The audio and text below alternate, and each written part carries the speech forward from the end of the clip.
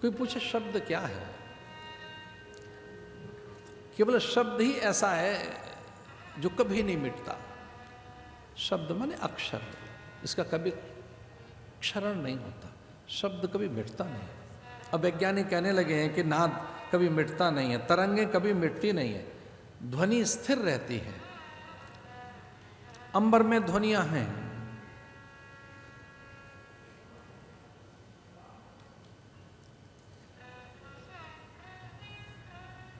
नारायण की प्रेरणा से ब्रह्मा, ब्रह्मा की प्रेरणा से नारद और नारद की प्रेरणा से महर्षि वेद व्यास पात्र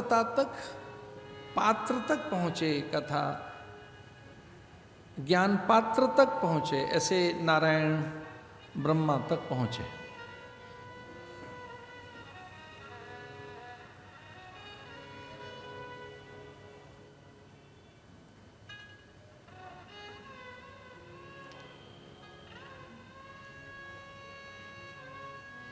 और ये भागवत का पहला श्लोक है, जो ब्रह्मा जी और उससे पूर्व में नारायण और उससे ही पूर्व में महादेव, देवादिदेव,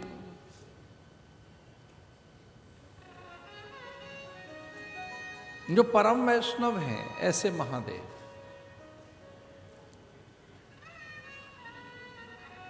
एक बड़ा विलक्षण हमने श्लोक पढ़ा, उसमें लिखा था कि सभी वैष्णव हैं एक प्रकार से। तो अब हम थोड़े विचलित हुए कि हम तो स्मार्त हैं, सन्यासी हैं, लेकिन लिखा है कि भगवान महादेव वैष्णव है, परम वैष्णव। फिर श्लोक थोड़ा आगे बढ़ा तो लिखा सभी शाक्त हैं। थोड़ा और श्लोक आगे बढ़ता है तो कहता है ना ना ना, सब सौर उपासक हैं, गाणपत्य हैं,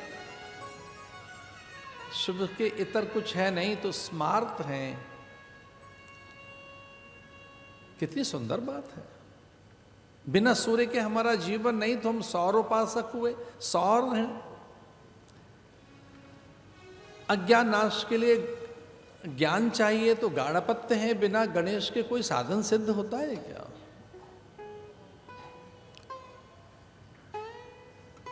आ ब्रह्म कीट जननी, जितने भी जीव हैं सब ललिता राज राजेश्वरी के उदर से उत्पन्न हुए हैं। करा अंगुल ने नखोत्पन्ना नारायण दशाकृति। एक बार महापुरुषों ने पूछा, इन्हें पैदा कौन करती है?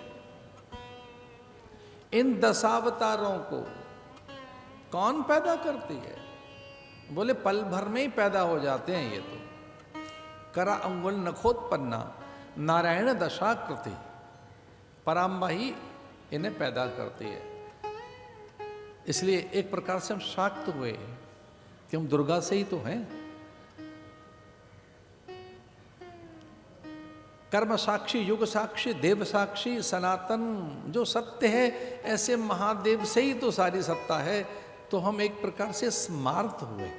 हाँ, व्यवस्था की दृष्टि से कोई वैष्णव है, कोई सनातन और कोई स्मार्त है। एकादशियों में भी इस प्रकार से विभाजन है। देखिए इस अमर कथा का किस प्रकार से प्रणयन हुआ और सुख में संचार हुआ, महर्षि वेद व्यास लिखते हैं।